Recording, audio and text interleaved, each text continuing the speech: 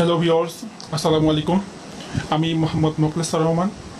আজকে আলোচনা করব নবম দশম শ্রেণীর অষ্টম অধ্যায় আলোর প্রতিফলন এর আলোর 6টি চিত্র নিয়ে।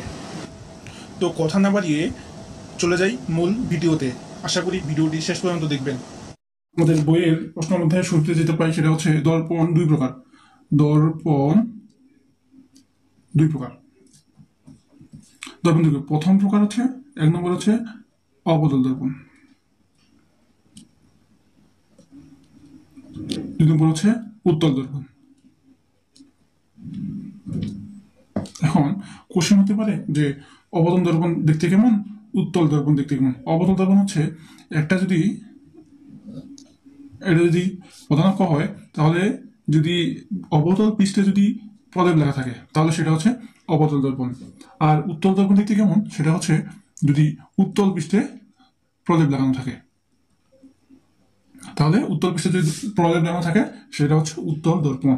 এখন দর্পণের কেন্দ্র, ফোকাস কি, কোনটা কি, সেটা হচ্ছে এই দর্পণটার ক্ষেত্রে যেটা কেন্দ্র করে এটা বৃত্ত আঁকা হয়েছে সেটাই দর্পণের কেন্দ্র। এখানে এটাকে কেন্দ্র করে যে ব্যাসার্ধ নিয়ে একটা বৃত্ত আঁকা হয়েছে, সেই বৃত্তের ব্যাসার্ধটাই হচ্ছে কেন্দ্র। এখন কেন্দ্র আর এখানে যে বিন্দুটা আছে সেটার নাম মেরু। মেরুকে পি দ্বারা প্রকাশ করা হয়। এটার ক্ষেত্রে সেম, পি মেরু দ্বারা প্রকাশ করা হয়, পি। এটার ক্ষেত্রে সি।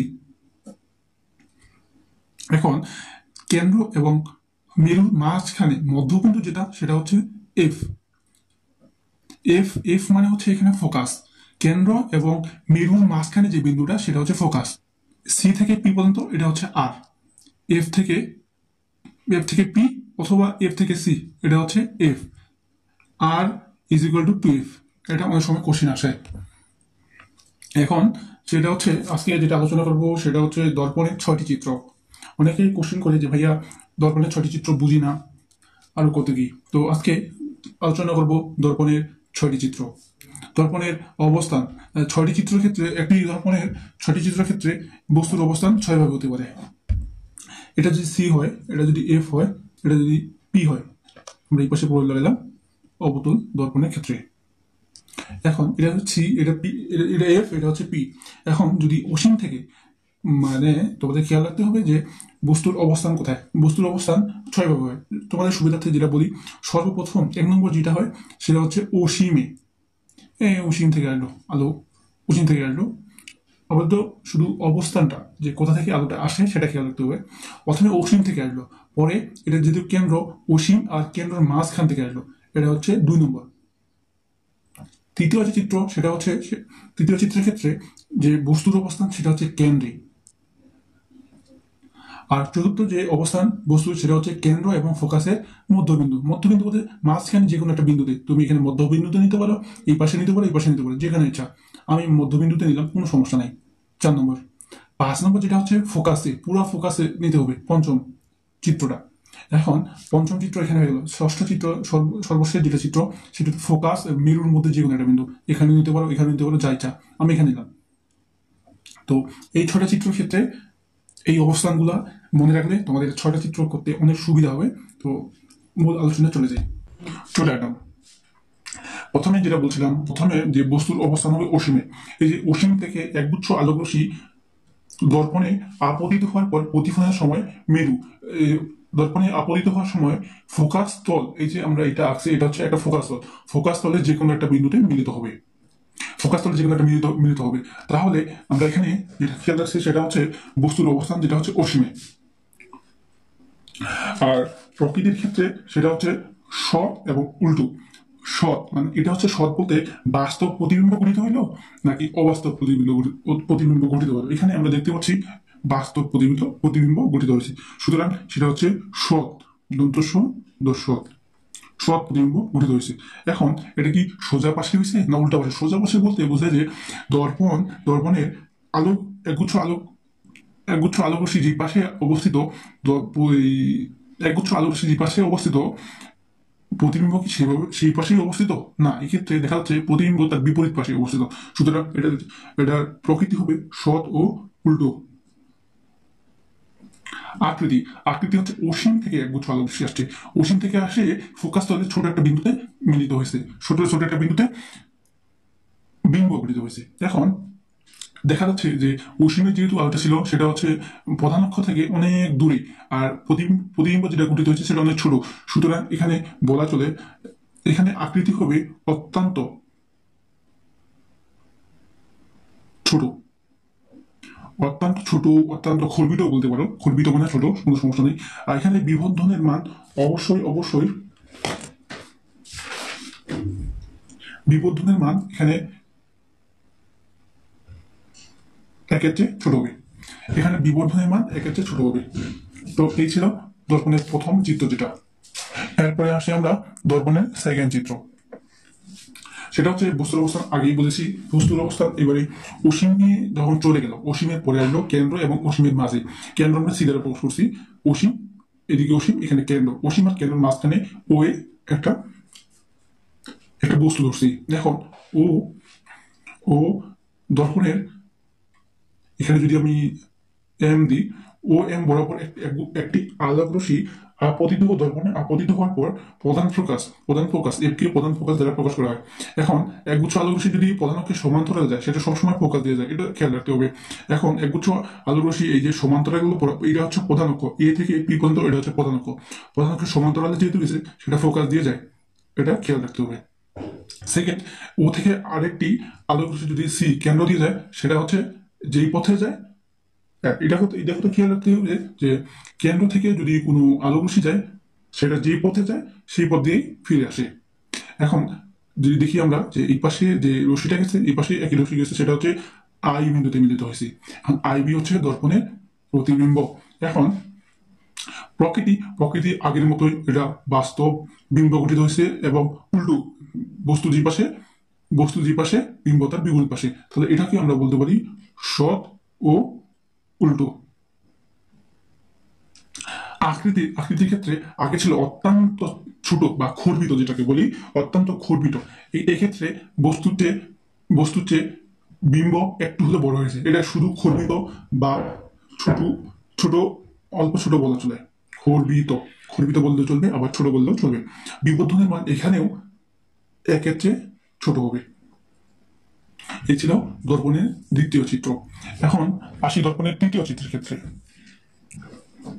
এখন দর্পণ তৃতীয় চিত্রের ক্ষেত্রে খেয়াল রাখতে হবে যে প্রথমে অবস্থান ছিল অসীমে, সেকেন্ডে আসলো অসীম এবং কেন্দ্রের মাঝে। এখন অসীমের কেন্দ্রের মাঝে চলে গেল, এখন আসবে কেন্দ্রে যদি একগুচ্ছ আলোক রশ্মি যদি প্রধান, এটা হচ্ছে সিপি, এটাকে আমরা বলি যে প্রধান অক্ষের সমান্তরালে, এটা হচ্ছে প্রধান অক্ষের সমান্তরালে গেছে, প্রধান অক্ষের সমান্তরালে একগুচ্ছ আলোক রশ্মি যদি যায় সেটা ফোকাস দিয়ে যায়, সেটা আগে বলছি, এটা ফোকাস দিয়ে যাবে। আবার এইখান থেকে এটা যদি আমি ও ধরি, আবার ও থেকে আরেকটা আলোক রশ্মি যদি ফোকাস দিয়ে যদি আরেকটা আলোক রশ্মি যায় সেটা হচ্ছে প্রধান অক্ষের সমান্তরালে প্রতিফলিত হবে। এখন দুটাই মিলিত হবে, এটা যদি আমি এই পাশে বাড়ানি, এটা এই পাশে বাড়ানি, দুটা মিলিত হবে বি বিন্দুতে, বা আই বিন্দু ধরি যেহেতু প্রতিবিম্ব ইমেজ, আই বিন্দুতে মিলিত হবে। সেক্ষেত্রে সি বিন্দু ও সি বিন্দুর প্রতিবিম্ব হচ্ছে সিআই। এখন এক্ষেত্রে প্রকৃতিটা কি সৎ বলতে বাস্তব প্রতিবিম্ব, অবশ্যই সেটা বাস্তব প্রতিবিম্ব, বাস্তব বলতে পারো আবার সৎ বলতে পারো, সৎ যেহেতু উপরে দেখছি সৎ। ও এখন এটা বস্তু যে পাশে দর্পণ তার বিপরীত পাশে হয়েছে, বস্তু যে পাশে বিম্ব তার বিপরীত পাশে গঠিত হয়েছে, সুতরাং এটাও উল্টো। উল্টো আকৃতির ক্ষেত্রে যেটা বলবো, আকৃতি বস্তু যতটুকু বড় বিম্ব ততটুকু বড়, এক্ষেত্রে আকৃতি বলা চলে সমান। আর এক্ষেত্রে বিবর্ধন এম এর মান সমান হবে 1 এর, এম ইকুয়াল টু 1। এই গেল দর্পণের তৃতীয় চিত্র। এখন আসবো দর্পণের চতুর্থ চিত্র। চতুর্থ চিত্রের ক্ষেত্রে প্রথমে বস্তুর অবস্থান ছিল অসীমে, তারপরে আসলো অসীম এবং কেন্দ্রের মাঝে। থার্ড চিত্রে যেটা আসলো কেন্দ্রে বস্তুর অবস্থান চলে আসলো কেন্দ্রে। ফোর্থ বস্তুর অবস্থান আসবে কেন্দ্র এবং ফোকাসের মধ্যে। এখন এই চিত্রের ক্ষেত্রে আমরা জানি এটা কেন্দ্র, সি হচ্ছে কেন্দ্র, এ হচ্ছে ফোকাস। কেন্দ্র এবং ফোকাসের মাঝখানে বলতে একবারে যে মাঝখানে দিতে হবে, মধ্যবিন্দু দিতে হবে সেটা কিন্তু না। তুমি চাইলে ফোকাসের দিকে একটু চাপা নিতে পারো, এপাশে নিতে পারো, কোনো সমস্যা নেই। তো চতুর্থ চিত্রের ক্ষেত্রে বস্তুর অবস্থান হচ্ছে কেন্দ্র ও ফোকাসের মধ্যে। এখন আমরা জানি যে প্রধান অক্ষ আগে বলছি সিপি হচ্ছে প্রধান অক্ষের সমান্তরালে একটি আলোক রশ্মি যদি যায়, এখানে যদি আমি ওয়ে ধরি, ওয়ে হতে একটি আলোক রশ্মি যদি ও থেকে যদি প্রধান অক্ষের সমান্তরালে যায়, সেটা অবশ্যই প্রধান ফোকাস দিয়ে ফিরে আসে, এটা আমরা আগে জানি। এখন ও থেকে একটি রশ্মি অবতল দর্পণে আপতিত হওয়ার পর প্রধান ফোকাস দিয়ে চলে গেল। এখন আরেকটি রশ্মি সি হতে যে পথ দিয়ে যায় সেই পথ দিয়ে চলে আসে। তো এক্ষেত্রে বস্তুর প্রকৃতির ক্ষেত্রে যদি দেখি, প্রকৃতি হচ্ছে বিম্ব কি, আচ্ছা যেটা বলি সেটা হচ্ছে বস্তুটি এই জায়গায় মিলিত হয়েছে, আই বিন্দুতে মিলিত হয়েছে। তাহলে এখানে যদি আমি একটা বলাই নিই, তাহলে আই বিটা হচ্ছে প্রতিবিম্ব। এখন প্রকৃতি এখানে বিম্বটা অবশ্যই বাস্তব বিম্ব বলে রয়েছে, বাস্তবও বলতে পারো, সদও বলতে পারো। আমি এখানে সদই বললাম, সদ। এখন বস্তু যে পাশে বিম্ব তার বিপরীত পাশে, সুতরাং সদ ও উল্টো। আকৃতি বস্তু ছিল ও এ, বিম্ব হয়েছে আই বি, সুতরাং দেখে বোঝা যাচ্ছে ছোট হয়েছে, বড় হয়েছে। সুতরাং দেখে বোঝা যাচ্ছে যে বস্তুর চেয়ে বিম্ব বড় হয়েছে।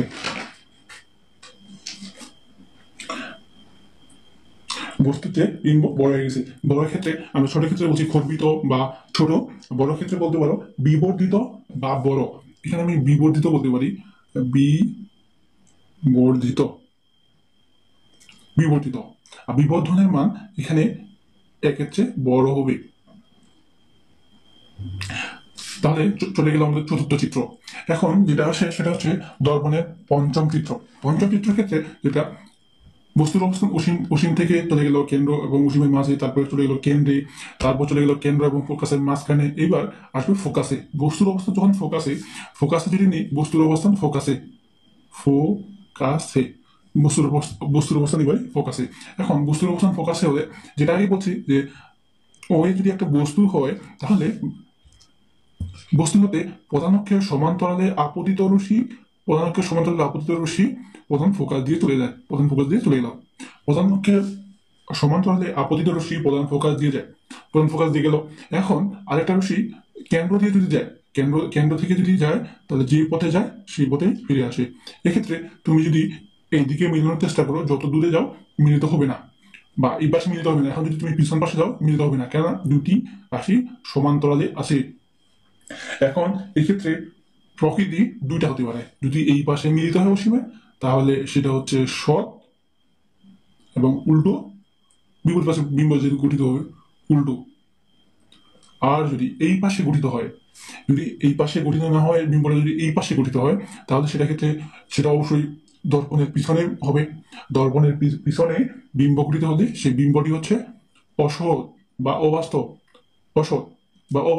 অসৎ প্রতিবিম্ব।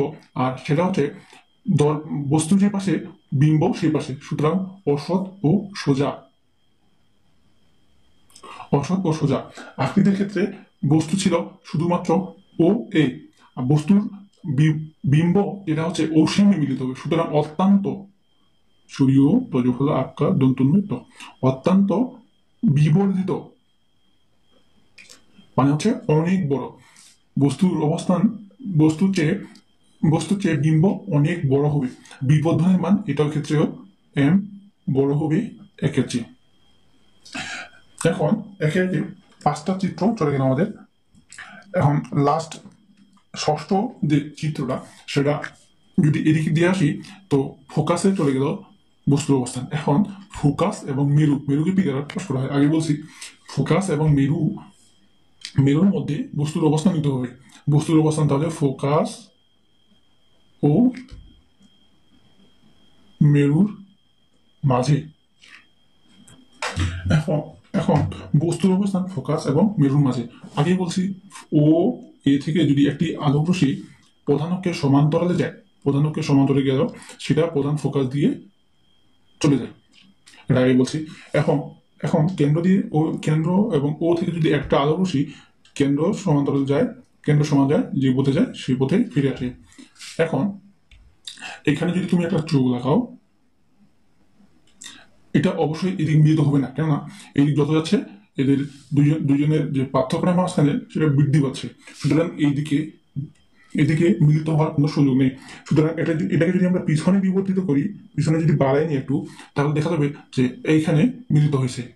তো এখানে আই বি হচ্ছে এটার বিম্ব, আর এখানে যদি আমি চোখটা লাগাই দিই, চোখটা দেখতে পাবে যে এইখান থেকে নয়, বস্তুটা এখানে, বস্তুটা ঠিক এইখান থেকে আসছে বলে মনে হবে। এখন প্রকৃতি এখানে বিম্বটা বস্তুটির পাশে, বিম্বটা এখানে বিম্ব, হ্যাঁ এখানে চোখটা পিছনে দেখতে হবে। সুতরাং বিম্বটা অবাস্তবকে আমরা অসৎ বা অবাস্তব বলতে পারি, অসৎ। ও এখন বিম্বটি অসৎ হলো, এখন বস্তু যে পাশে বিম্ব ঠিক সেই পাশে গঠিত হয়েছে। সুতরাং অসৎ ও সোজা বস্তুর বিম্বের প্রকৃতি। এবার আসি আকৃতিতে। বস্তু ও এ বিম্ব আই বি, বস্তুর চেয়ে বিম্ব একটু বড় হয়েছে, সুতরাং এটাকে বলা যায় বিবর্ধিত বা বড়, বিবর্ধিত বা বড়। বিবর্ধনের মান এখানেও এম বড় হবে একেতে। এই ছিল আজকের আলোচনা। তো যারা এখনো আমাদের ইউটিউব চ্যানেলটি সাবস্ক্রাইব করেন নাই, তারা এখনই সাবস্ক্রাইব করে নিন, সাথে বেল আইকনটি বাজাতে ভুলবেন না। শেষ পর্যন্ত দেখার জন্য অসংখ্য ধন্যবাদ। নেক্সট ক্লাস দেখার জন্য আমন্ত্রণ রইল। আসসালামু আলাইকুম ওয়া রাহমাতুল্লাহ।